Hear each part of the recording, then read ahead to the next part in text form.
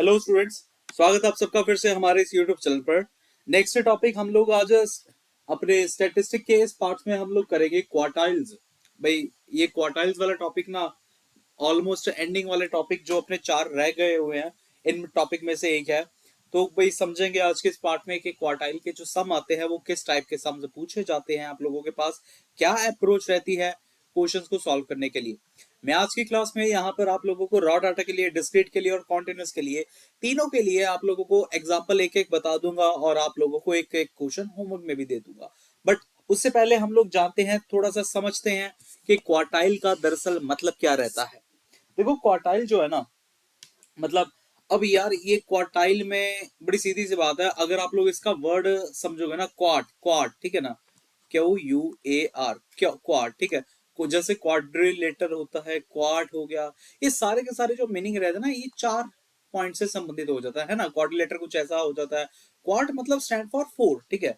अब यहाँ पर क्या है, आप लोगों के पास क्वार्टाइल में मान लो पूरी पूरी आप लोगों के पास एक कोई चीज है 100%, पूरी पूरी चीज अपने पास 100% आ गई। अगर मैं यहाँ पर पार्टीशंस कर दूं कुछ, है ना, ये मान लो हमने ये चार पार्टीशंस कर दी है। यहाँ पर ये जो चीज है ये 25 हो जाएगी, ये 25%, ये 25%, ये 25% यहाँ पर आ जाएगी। अब पार्टीशंस कितनी हो गई हैं? चार। तो इस तरीके से हम लोग यहाँ पर इनको क्वार्टाइल्स कह सकते हैं। अब दरअसल ये चार पार्टीशंस हुई कैसे?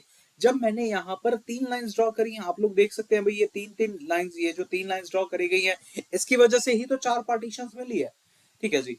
अब या तो ये असेंडिंग ऑर्डर में हो सकती थी या तो डिसेंडिंग ऑर्डर में हो सकती थी। अब ये जो तीन पार्टीशन, ये जो तीन पॉइंट्स मैंने बताया ना, इनको ही हम लोग दरअसल क्वार्टाइल कहते हैं। इसको हम लोग कहते हैं लोअर क्वार्टाइल, इसको हम लोग कहते हैं मिडिल क्वार्टाइल, और इसको हम लोग कहते हैं अपर क्वार्टाइल। अब अकेला यही नहीं, लोअर क्वार्टाइल की जो रिप्रेजेंटेशन रहती है वो रहती है Q1 के साथ, जो मिडल वाला है उसकी रहती है Q2 के साथ, और जो अपर वाला है उसकी जो पार्टीशन रहती है वो, उसका जो डिनोशन रहती है वो रहती है Q3 के साथ। अब नेक्स्ट देखिएगा, और क्या क्या चीजें हमें यहां पर समझनी है आप लोगों को। अब मैं मीडियन को और क्वार्टाइल को थोड़ा सा कोरिलेट कराने लगा हूं, ठीक है ना, दोनों को कोरिलेट करवाता हूं। कैसे? देखिएगा जी, हमेशा आप लोगों को मैंने मीडियन भी बताया है। मीडियन क्या होता है? जैसे यार मीडियन में मिडल पार्ट हम लोग देखते हैं, है ना। मिडल पार्ट अगर आप लोग देखते हैं मीडियन के अंदर, ये 50% होता है, ये 50% होता है, उसके बीच में ये जो लाइन ड्रॉ हुई हुई है यही हमारा मीडियन होगा। तो यार जब हमने क्वार्टाइल की डेफिनेशन डिफाइन करी है, क्वार्टाइल की डेफिनेशन में क्या हो जाएगा, एक चीज ये Q1 आ जाएगा, एक चीज ये Q3 आ जाएगा, और जो बीच में था उसी को हम लोग क्या कहते हैं, Q2 कहते हैं। तो यहां से मैं ये चीज बता सकता हूं कि जो आप लोगों का Q2 था, ठीक है ना, Q2, वही Q2 ही आप लोगों का दरअसल मीडियन होता है। अब बात समझ में आ गई होगी। इसी तरीके से तो आप लोगों के पास यार 25% यहाँ पर आया, 25% यहाँ पर आया, तो कंबाइंड कितना हो गया? कंबाइंड 50% हो गया। और ऐसे ही सेम ये 25%, ये 25%, ये इस तरीके से चीजें समझ में आप लोगों को मिल गई होंगी। अब उसके बाद आप लोगों को करना क्या है, यहाँ पे आप लोगों के लिए हमेशा, अब अगर क्वार्टाइल की डेफिनेशन की बात करें तो यहाँ पे मैंने इनकी डिनोशन भी लिख दी है, और लिख भी दिया है थ्योरी में भी, कि 25% of the item lie below the lower quartile and 25% of the items are above the upper quartile. मतलब यहाँ पर क्या होता है, जो 25% आइटम्स होंगी ना, वो हमेशा लोअर क्वार्टाइल के नीचे होंगी, और 25% यहाँ पर अपर पार्ट में होंगी, और बाकी की मिडल में आप लोगों के पास यहाँ पे रह जाएगी। मतलब इन शॉर्ट हमें थोड़ा सा ही ये क्वार्टाइल का मतलब समझना है। क्वार्टाइल ये रहेगा कि आप लोगों का एक 100% वाली चीज चार पार्ट्स में यहाँ पर डिवाइड हो जाएगी। Q1 को हम लोग लोअर क्वार्टाइल कहते हैं, Q3 को हम लोग अपर क्वार्टाइल कहते हैं, Q2 को मिडिल क्वार्टाइल कहते हैं, और Q2 ही हमारा मीडियन होता है। अब जब पेपर में क्वेश्चन आता है ना, पेपर में क्वेश्चन आता है Q1 फाइंड करो या फिर Q3 फाइंड करो, अगर क्वार्टाइल का है। Q2 का इसलिए नहीं आता क्योंकि पेपर में Q2 की जगह पे ना वो मीडियन लिख देते हैं, ठीक है ना। तो पेपर में अगर मीडियन लिखा आ जाए, समझ लेना भाई वो Q2 ही है, या Q2 लिखा आ जाए वो समझ लेना आप लोग मीडियन ही है। जब आप फॉर्मूलाज पढ़ेंगे ना मेरे से, तब आप लोगों को थोड़ा सा और समझ में आ जाएगा कि ये फॉर्मूलाज, हाँ, यही फॉर्मूलाज हमने मीडियन के पढ़े थे। अब देखिएगा, यहाँ पर पहले जो फॉर्मूला है आप लोगों के लिए रॉ डाटा के लिए, रॉ डाटा के लिए यहाँ पर फॉर्मूला क्या लिखा गया है, वैल्यू ऑफ n+1/4th टर्म। यहाँ पर डिस्क्रीट सीरीज के लिए वैल्यू ऑफ कैपिटल एन, यहाँ पर भाई कैपिटल एन है, कैपिटल एन आप लोग जानते हैं समीशन एफ आई रहने वाला अपनी पूरी पूरी स्टैटिस्टिक में, और जो स्मॉल एन रहेगा वो नंबर ऑफ टर्म्स के लिए रहेगा, ठीक है। और उसके बाद कॉन्टिन्यूस सीरीज के लिए L+n/4 - CF, ये सारा फॉर्मूला रहने वाला है। अच्छा, इन यहाँ पे आने से पहले ना मैं आप लोगों को भाई एक क्वेश्चन करवाता हूँ कॉन्टिन्यूस सीरीज के लिए। उल्टा काम करते हैं यहाँ पे, अक्सर मैंने रॉ डाटा, डिस्क्रीट डाटा और कॉन्टिन्यूस डाटा के क्वेश्चन कराए हैं। आज मैं यहाँ पर आप लोगों को कॉन्टिन्यूस, फिर डिस्क्रीट और फिर रॉ डाटा, इस टाइप के क्वेश्चन करवाता हूँ। ये करवाने इसलिए जरूरी है ताकि आप लोगों का जो मीडियन वाला इतना अच्छे से आप लोगों ने जो मीडियन समझा था मेरे से, मीडियन वो याद आ गया ना, तो आप लोग डिस्क्रीट और रॉ डाटा को तो ऐसे ही खत्म कर दोगे, ठीक है। तो सबसे पहले मैं आप लोगों को कॉन्टिन्यूस के सम करवाता हूँ जी। देखिएगा करने का तरीका क्या रहता है। जो काम भाई, जो काम आप लोगों ने मीडियन के केस में करा था ना, सेम वही काम करना है। फॉर्मूला याद तक रखने की जरूरत नहीं होगी। मैं आपको आज ये फॉर्मूला पूरा पूरा बता कर जाऊंगा कि भाई कैसे कर सकते हो आप लोग, ठीक है जी। सो यार, मीडियन के केस में आप लोगों को सबसे पहले जो चीज सिखाई गई थी, कहा गया था कि भाई अकेला मीडियन का ही केस ऐसा है जिसमें आप लोग सीएफ निकालते हैं, यानी कि क्यूमुलेटिव फ्रीक्वेंसी निकालते हैं। तो भाई सेम काम क्वार्टाइल के लिए भी करेंगे, परसेंटाइल वाला टॉपिक आ जाए परसेंटाइल के लिए भी करेंगे, डिसाइल वाला टॉपिक आ जाए डिसाइल वाले टॉपिक के लिए भी किया जाता है। तो यहाँ पे मैं बना लेता हूँ क्लास इंटरवल, बना लेता हूँ। क्लास इंटरवल आ गया, एक तरफ यहाँ पर फ्रीक्वेंसी आ गई, और क्लास इंटरवल आ गया है 5 to 10, 10 to 15, उसके बाद है 15 to 20, देन है 20 to 25, उसके बाद 25 to 30 और 30 to 35।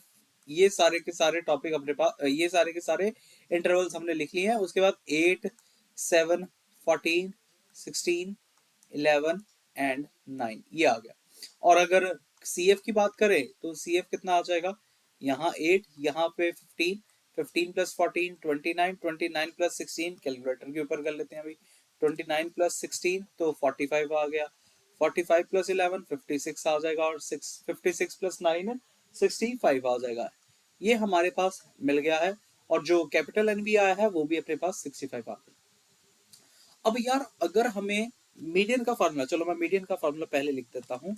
मीडियन का फार्मूला था आप लोगों के पास lower limit plus n/2 minus CF upon F into H, ये फार्मूला था। तो यार देखना क्वार्टाइल Q1 का फार्मूला क्या हो जाएगा, यहाँ पर तो L ही आएगा, यहाँ पर दरअसल n/4 आ जाएगा। क्यों 4 आया है भाई, मीडियन क्या काम करता था, मीडियन काम करता था दो पार्ट्स में डिवाइड करता था।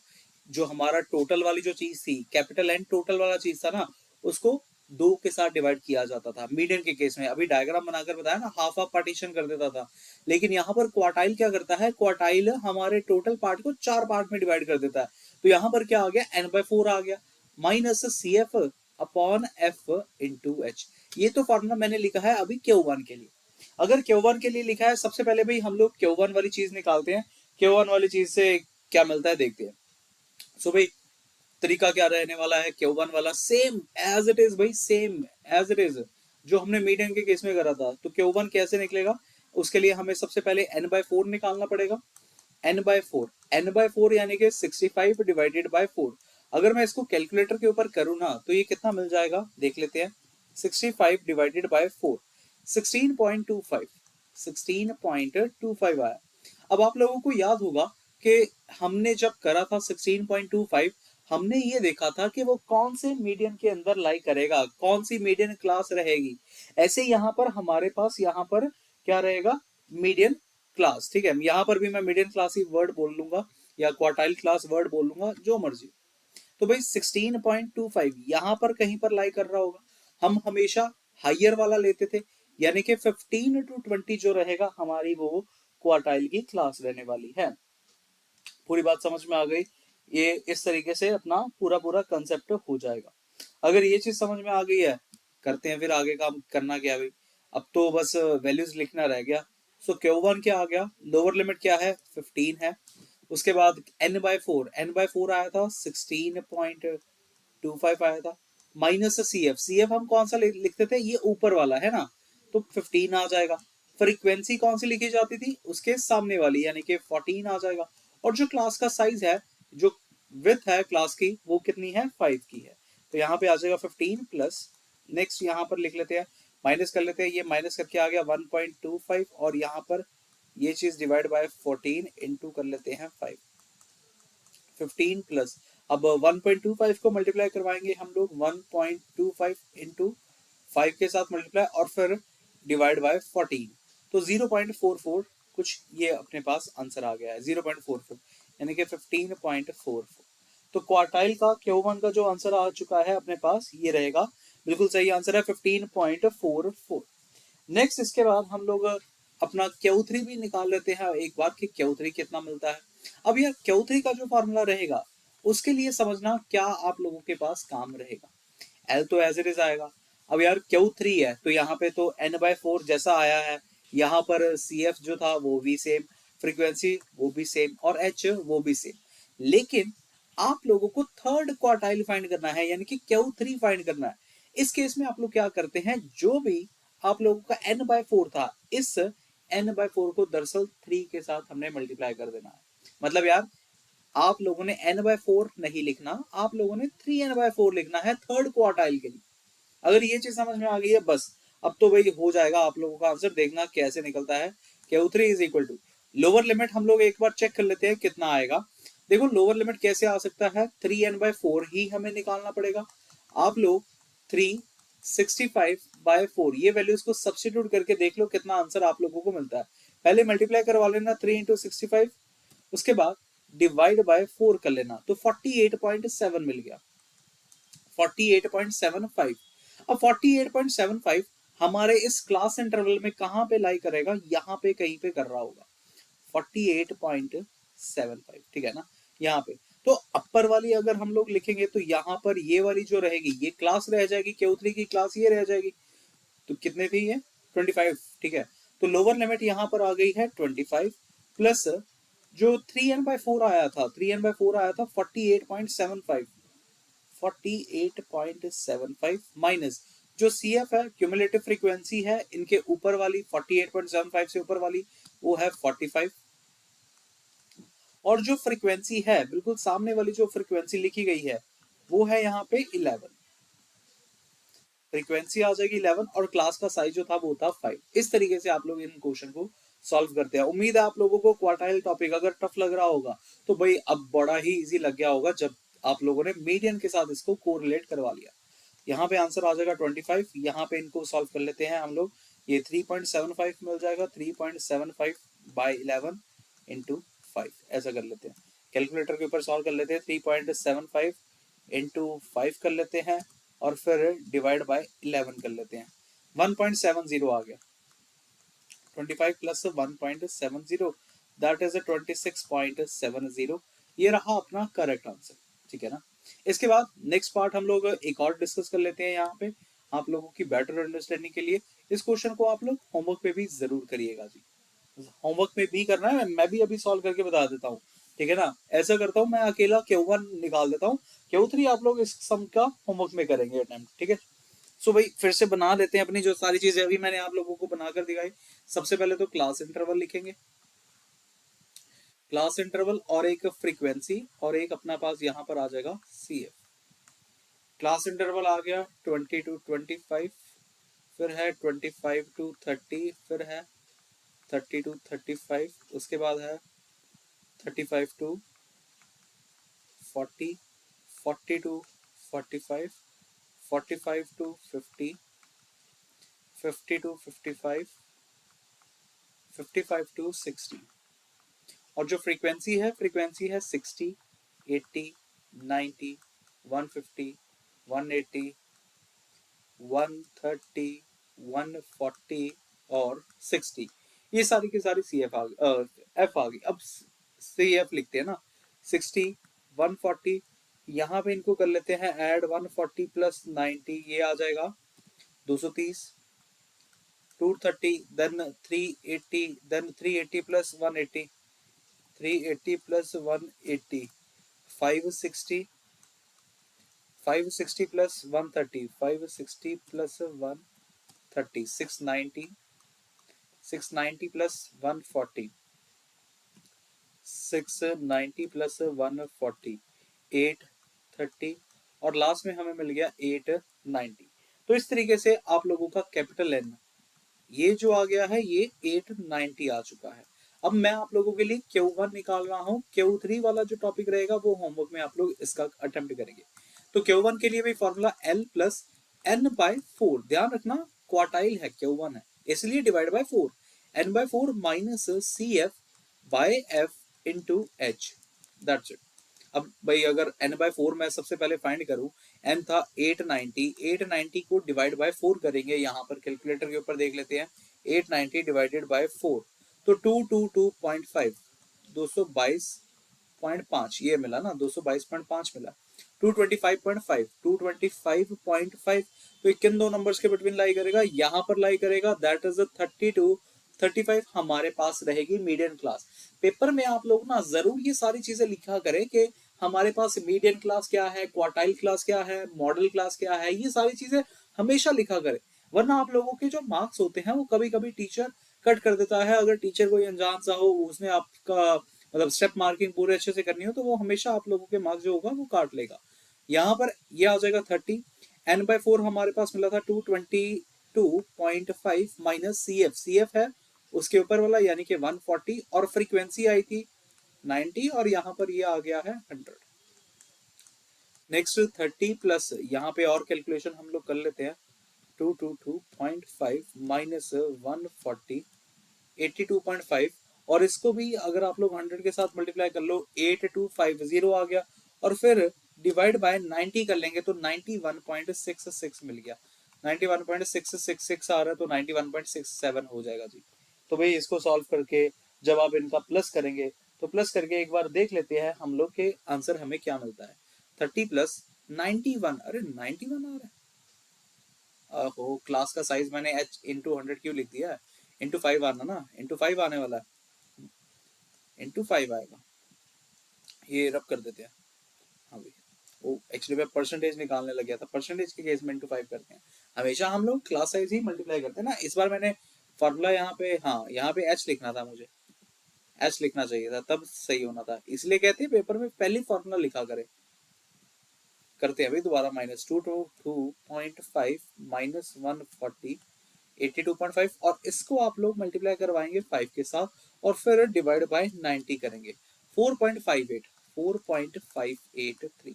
तभी मैं सोचूंगी इतना ज्यादा 91 प्लस 30 वो तो आउट ऑफ द लीग चला गया ना आंसर। जैसा कि आप लोगों को ये बताया गया है कि जब भी आप लोग मीडियन निकालते हैं, मीडियन का आंसर मीडियन क्लास के अंदर लाई करता होता है, वैसे ही सेम क्वार्टाइल का आंसर भी आप लोगों के पास क्वार्टाइल की क्लास के अंदर ही लाई करेगा ना, बाहर तो जा ही नहीं सकता। तो यहाँ पे जो आंसर आ गया है वो 34.583 ये करेक्ट आंसर आ जाएगा और ये अपना क्वार्टाइल की क्लास के अंदर ही लाई कर रहा है। ठीक है, तो Q3 रहेगा आप लोगों के लिए इस पार्ट का होमवर्क। वीडियो को लाइक तो भाई जरूर करिएगा, अभी वीडियो पेंडिंग है, मैं अभी डिस्क्रीट वाले रॉ डाटा ये सारे के सारे कंसेप्ट अभी मैंने आप लोगों को यहाँ पे सिखाने। इसके बाद मैं आप लोगों को अब रॉ डाटा पहले सिखाऊंगा। रॉ डाटा के लिए ना जो कंसेप्ट है वो ये ऐसे ही है कुछ कि अगर आप लोगों ने Q1 निकालना है, value of n plus 1 by 4th term आएगा, और अगर आप लोगों ने Q3 निकालना है 3 times of n plus 1 by 4 आए। और जो काम रॉ डाटा के केस में आप लोग मीडियन का करते थे वही काम यहाँ पर भी आप लोग करें। मतलब सबसे पहला स्टेप रॉ डाटा के केस में जो मीडियन का होता था ना, वो होता था या तो आप लोग अपना ऑर्डर को असेंडिंग में करेंगे, अपने गिवन डाटा को असेंडिंग ऑर्डर में, या फिर डिसेंडिंग ऑर्डर में रखेंगे। तो मैं वही काम यहाँ पर भी करने जाऊंगा ताकि अपना आंसर जो है वो आ जाए। अब अगर मैं डाटा को अरेंज करूं, ऐसा करते हैं, ये आप लोग करना, ठीक है, इस क्वेश्चन को आप लोग होमवर्क में करना, मैं अगला क्वेश्चन करता हूँ क्योंकि यहाँ पे मुझे वो करना पड़ेगा ना काम अरेंजिंग वाला। हाँ, मैं ये करता हूँ, मुझे लगता है ये वाला क्वेश्चन जो है ये ऑलरेडी अरेंज है, 120 150 170 180, हाँ भाई ये अरेंज है। मैं ये वाला क्वेश्चन करता हूँ सॉल्व आप लोगों के लिए, सेम है भाई, करने का तरीका सेम है, लेकिन हिंट मैंने आप लोगों को दे दिया है। वी हैव टू, यहाँ पे लिख भी देते हैं भाई, we have to arrange the data in either ascending or descending order। ठीक है, either in ascending और descending order, आप लोगों की मर्जी है। आप लोगों ने हमेशा छोटे से बड़े में गए हैं तो इस तरीके से ही कोशिश करेगा क्वेश्चन को सॉल्व करने की। मैं यहाँ पे इसको सिखा देता हूँ कि करना क्या है। ऑलरेडी अगर डाटा अरेंज है, नंबर ऑफ ऑब्जर्वेशन देखिएगा कितनी है, 1 2 3 4 5 6 7 8 9 10, 10 ऑब्जर्वेशन यहाँ पर है। हमें यहाँ पर ऐसा कुछ भी नहीं सोचना कि जैसे हमारे पास यार मीडियन के केस में दो अलग अलग फॉर्मूला थे, ऑड ऑब्जर्वेशन थी उसके लिए अलग था, इवन ऑब्जर्वेशन थी वहां पर अलग था। यहाँ पर कंसेप्ट ही बिल्कुल डिफरेंट है। वो कंसेप्ट डिफरेंस क्या है मैं आप लोगों को बताता हूँ। जैसे यार हमारी फर्स्ट ऑब्जर्वेशन ये है, सेकंड ये है, थर्ड ये है, फोर्थ ये है, fifth six seventh eighth ninth tenth ये है, ठीक है ना। अगर ये 10 ऑब्जर्वेशन हमारे पास इस तरीके से है, मुझे मान लीजिए Q1 निकालना है। Q1 कैसे निकलेगा, n+1 बाय फोर्थ टर्म, ठीक है ना, इस तरीके से निकलेगा। अब यार नंबर ऑफ टर्म्स तो 10 है, यानी कि 10+1 डिवाइडेड बाय फोर्थ, ये चीज मिल जाएगी। और अगर आप लोग यहाँ पर इसको भी डिवाइड कर लेंगे तो एक 11/4 आ जाएगा, है ना। 11/4 टर्म आ जाएगा। 11/4 टर्म का मतलब क्या हो गया, 11/4 एक बार करके देखते हैं। 11 डिवाइडेड बाय 4 2.75, यानी कि यार आप लोगों के पास 2.75 टर्म ये आप लोगों का होगा क्वार्टाइल Q1। बट अगर आप लोग देखेंगे आप लोगों के पास 2.75 ये टर्म तो है ही नहीं, या तो सेकंड टर्म है या तो थर्ड टर्म है। अब जब आप लोगों के पास ऐसी चीज आ जाए, जब आप लोगों के पास डेसिमल में आ जाए या इंटीजर वैल्यू नहीं आ रही, अपने पास डेसिमल में वैल्यूज आ रही है, इसके लिए क्या किया जाता है, हम लोग इसी चीज को दरअसल ब्रेक कर लेते हैं। अब ब्रेक किस चीज में होता है, ब्रेक होता है जैसे यार आपके पास 2.75 टर्म चाहिए थे ना, इसका मतलब हो जाएगा आप लोगों ने जो साइज है आप लोगों के पास सेकेंड टर्म का, एक तो सेकेंड टर्म का ये वाला टू, ये वाला टू रखना, ठीक है। एक तो सेकेंड टर्म प्लस ये बाकी का क्या बच गया, 0.75 बच गया ना, 0.75। आपने इस 0.75 को मल्टीप्लाई करवा देना है इसके अगले वाली टर्म के साथ। सेकेंड टर्म ये जो थी इसकी अगली वाली टर्म, यानी कि साइज ऑफ थर्ड टर्म के साथ, और साथ ही में यहां पर आप लोगों को माइनस भी कर देना है साइज ऑफ सेकेंड टर्म के साथ। मतलब ये थोड़ा सा अलग सा कंसेप्ट है, तभी मैंने पहले कॉन्टिन्यूस का केस दिखाया था ताकि आप लोगों को मीडियन की ज्यादा अंडरस्टैंडिंग यहाँ पर हो जाए। अब थोड़ा सा अगर समझ में आ गया है, मैं वैल्यूज को रख के बताता हूँ आप लोगों के सामने कि करना क्या है। Size of the second term, second term देखो क्या है, सेकेंड टर्म आप लोगों के पास है 150, तो यहाँ आ जाएगा 150 प्लस 0.75 जो है वो मल्टीप्लाई हो रहा है किसके साथ, third term minus second term. Third term क्या थी, 170 थी, माइनस सेकेंड टर्म आपके पास थी 150 थी। उसके बाद ये मिल गया 150 प्लस 0.75 और यहाँ आ जाएगा 20। और करें अगर 150 प्लस 0.75 को मल्टीप्लाई करवा दे अगर 20 के साथ, तो कैलकुलेटर के ऊपर ये भी कर लेते हैं, 0.75 इंटू 20 15 आ जाएगा, और 15 को आप लोग प्लस करेंगे 150 में, तो ये अपने पास जो आंसर आ चुका है वो आ गया 165। इस तरीके से आप लोग यहाँ पे Q1 को सॉल्व करते हैं।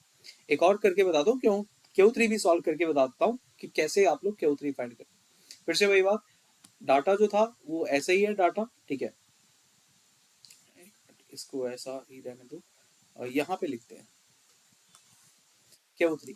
अब जो Q3 रहेगा फॉर्मूला क्या रहेगा, n+1/4, ये तो ऑलरेडी था, है ना जी, ये चीज ऑलरेडी यहाँ पे अपने पास अवेलेबल थी। लेकिन जैसा आप लोगों ने अभी वहां पर करा, कॉन्टिन्यूस के लिए करा, 3 के साथ मल्टीप्लाई कराया था, यहाँ पर भी हम लोग इसको 3 के साथ मल्टीप्लाई करवाएंगे, और फिर उसके बाद TH टर्म देखेंगे कि कौन सी टर्म यहाँ पर आप लोगों को मिलती है, ठीक है। इस तरीके से देखा जाएगा। TH टर्म ऐसे लिख देता हूँ, तो भाई ये आया था 3, ये आया था 11/4 आया था, n की वैल्यू 10 जब सब्स्टिट्यूट करी थी ना, फॉर n इक्वल टू 10, यहाँ पर ये आ गया 11/4। और अगर आप लोग इसको सॉल्व करते हैं 33 डिवाइडेड बाय 4 करते हैं तो 8.25 आ गया, 8.25 टर्म, ठीक है जी। तो Q3 आप लोगों के पास अब ये आ गया है। अब यार 8.25 टर्म तो है ही नहीं अपने पास एज इट इज, तो हम क्या करेंगे, हम लिखेंगे size of the eighth term, एक तो लिखेंगे एट्थ टर्म प्लस जो डेसिमल के बाद वाली जो चीज लिखी गई है जैसे 0.25, तो 0.25 को आप लोग मल्टीप्लाई करवाएंगे किसके साथ, एक ऊपर वाली टर्म के साथ, जैसे एट्थ टर्म थी उसकी ऊपर वाली टर्म यानी कि नाइन्थ। तो यहाँ पे साइज ऑफ नाइन्थ टर्म लिख लेते हैं, size of ninth term minus size of इससे पहले वाली जो मतलब एज इट इज वही वाली टर्म थी वो आ जाएगी एट्थ टर्म, ये बन जाएगा size of the eighth term. अपने उस टेबल पे देख लेते हैं, एट्थ टर्म क्या है, 192 है, यहाँ पर आ गया 192 प्लस 0.25, और जो नाइन्थ टर्म थी 200, 200 माइनस 192 करेंगे ना, तो 200 ninth term minus eighth term जो कि अपने पास 192 है। और इनको सॉल्व कर लें अगर, 192 प्लस यहाँ पे 0.25 जो है वो 8 के साथ मल्टीप्लाई हो जाएगा, क्योंकि 200 माइनस 120, पहले 200 माइनस 192 कर लेना, 8 आ गया, उसको मल्टीप्लाई करवा देना विद 0.25, तो 2 आ जाएगा। तो इस तरीके से आप लोगों का जो Q3 निकला है वो निकल जाएगा 194। भैया अब तो उम्मीद है आप लोगों को समझ में आया होगा। वीडियो को लाइक जरूर करें, अगर नहीं समझ में आया है एक बार फिर से ना पीछे थोड़ा सा करके ये वाला टॉपिक पीछे करके आप लोग जरूर देखिएगा, फिर आप लोगों को ये बात सारी की सारी समझ में जो है वो आ जाएगी, पक्की बात है यार, आ जाएगी। अगर आप लोगों को अभी तक मेरे से इतनी स्टैटिस्टिक्स समझ में आ गई है तो आप लोग मेरी ये सारी की सारी बातें समझ लेंगे। इतनी सारी स्टैटिस्टिक्स से मतलब ये है कि मैंने ऑलमोस्ट सारा का सारा पार्ट स्टैटिस्टिक का अपलोड कर दिया हुआ है। अगर अभी तक आप लोगों ने वो नहीं देखा है आप लोग वो देख सकते हैं भाई, ठीक है ना। अरे यार एक आप लोग उसको भी देख सकते हैं, ठीक है, सॉरी फॉर दिस। अब रह गया है डिस्क्रीट वाला केस। अगर अब मैं डिस्क्रीट वाले केस की मैं बात करूं तो डिस्क्रीट वाले केस में क्या होगा, ये क्वेश्चन होमवर्क में, ठीक है, इसको तो आप लोग जरूर करना। डिस्क्रीट वाले केस में भी कुछ फॉर्मूला जो रहता है वो ऐसा ही रहता है, value of the n+1 by fourth term और value of 3n+1 by, almost same. But discrete के केस में हम लोग CF निकालते हैं भाई, जैसा आप लोगों ने मीडियन के केस में भी मेरे से समझा था, डिस्क्रीट वाला मैंने तब भी समझाया था, अब भी मैं आप लोगों को बता रहा हूं कि CF हमेशा हम लोग डिस्क्रीट के केस में भी निकालते हैं और कॉन्टिन्यूस के केस में भी निकालते हैं। अब अगर आप लोग ऐसा करेंगे तो क्या बनेगा देखना जी। पहले तो मैं CF निकालता हूं यहाँ पे डिस्क्रीट का केस का, ये आप लोग जानते हैं डिस्क्रीट का केस है, ठीक है। सो भाई ऑब्जर्वेशन लिख लेते हैं x की, एक लिख लेते हैं f की, x की और f की, ये ऑब्जर्वेशन हमारे पास आ गई। उसके बाद यहाँ पे एक कॉलम बना लेते हैं CF का, ये आ गया 10, 11, 12, 13, 14, 15 और 16, 17 और 18, ये आ गया 3, 4, 5, 12, 10, 7, 5, 2, 1। CF 3 आ जाएगा, 7 आ जाएगा, 12 आ जाएगा, 24 आ जाएगा, 34, फिर 34 प्लस 7 करेंगे तो 41, 46, 46 प्लस 2 48, और ये मिल गया है हमें 49। अगर ये चीज 49 मिल गई, देख लेते हैं आप करना क्या है भाई, CF निकालना है, CF निकल गया, Q1 निकालना है, Q1 निकालने के लिए n+1 बाय फोर्थ टर्म, ये रहेगा कंसेप्ट। अब ये अगर कंसेप्ट है, n कितना था 49, 49 प्लस 1 डिवाइडेड बाय 4 करेंगे, और यहां से हमें मिल गया 50/4, 50/4 मिल जाएगा, ठीक है, 50/4 टर्म। अब कैलकुलेटर के ऊपर जरा आप लोग चेक करिएगा कि 50/4 आप लोगों को मिलता क्या है, तो 50/4, 50 डिवाइडेड बाय 4, 12.5 मिल गया। अब यार अगर ये चीज 12.5 टर्म मिल रही है, 12.5 टर्म, आप लोग जैसा काम करते थे ना वैसे अभी कॉन्टिन्यूस के केस में, ये सोचो कि आप लोगों का 12.5 लाई कहां पे कर रहा होगा, क्लास उसमें, अपने क्लास इंटरवल में। हाँ जैसा यार क्लास इंटरवल नहीं, क्लास इंटरवल तो नहीं कहूंगा, CF में, CF में आप लोग देखो कि 12.5 जो है वो कहां पर आप लोगों का लाइक कर रहा होगा। सोचिएगा जरा, 12.5 टर्म अगर लिखना है मुझे, 12.5 टर्म, आप बिल्कुल सही है, 12.5 यहाँ पर कहीं पे लाई करेगा। अगर यहाँ पर कहीं पे लाई करेगा तो 12.5 का जो आंसर आ जाएगा वो कितना बन जाएगा यहाँ पे डायरेक्ट, एक मिनट, हम ओके यहाँ पे 12.5 का तो ये आ जाएगा। उसके बाद एक मिनट, मैं और भी आप लोगों को पूरा आंसर, दोनों का आंसर इकट्ठा ही बताता हूँ कि क्या लिखना है। जैसे Q3 है, Q3 के केस में n/4 टर्म, ये तो आएगा ही आएगा, साथ में 3 के साथ मल्टीप्लाई कर देंगे। अगर हम लोग यहाँ पे 3 के साथ भी मल्टीप्लाई कर दें तो ये बन जाएगा 3, और ये आया था 50 डिवाइडेड बाय 4 आया था ना, 50 डिवाइडेड बाय 4, यानी कि 12.5 को आप लोग 3 के साथ मल्टीप्लाई करेंगे तो ये मिल जाएगा 37.5 टर्म, ये चीज मिल जाएगी। अब यार दोनों केसेस में आप लोगों को दरअसल करना क्या है, जस्ट चेक करिएगा कि आप लोगों का 37.5 टर्म कहाँ पे आ रहा है और साथ ही में 12.5 टर्म कहाँ पे आ रहा है सीएफ के अंदर। अगर आप लोग इसकी बात करते हैं 37.5 की, ये 37.5 यहाँ पर कहीं पे कर रहा है, ये यहाँ पर कर रहा है, ये बात क्लियर हो गई ना। ठीक, अगर ये चीजें क्लियर हो जाती हैं, अब अगर आप लोगों को भाई Q1 लिखना है, हम लोग Q1 कैसे लिखेंगे? Q1 लिखने के लिए 12.5 का उसके आगे वाला नंबर क्या है, 12.5 के आगे वाला नंबर है 24, इसके आगे क्या लिखा गया है 13, 13 की जो फ्रीक्वेंसी है वो है 12। ओके, और जब 37.5 की बात करते हैं वो यहाँ लिखा जाएगा, यानी कि 15 यहाँ पे लिखा जाएगा। ओके 15, ठीक है, हाँ ठीक है। सो यार बड़ा सीधा सा है। जो काम आप लोगों ने मीडियन के केस में करा था वही काम यहाँ पे भी करेंगे। हमेशा हम लोग आगे वाला नंबर लिखते थे मीडियन क्लास लिखने के लिए, यहाँ पर डायरेक्ट आप लोगों को ये वाली वैल्यू जो रहेगी वो आंसर मिलेगा फॉर द क्वार्टाइल के लिए, यानी कि 13 एक्स की जो Q1 की वैल्यू आ गई वो आ जाएगी 13 आ जाएगी। समझ में आ गया 13 कहाँ से आया? सीएफ को ही देखा है, सीएफ यहाँ पे 12.25 होगा।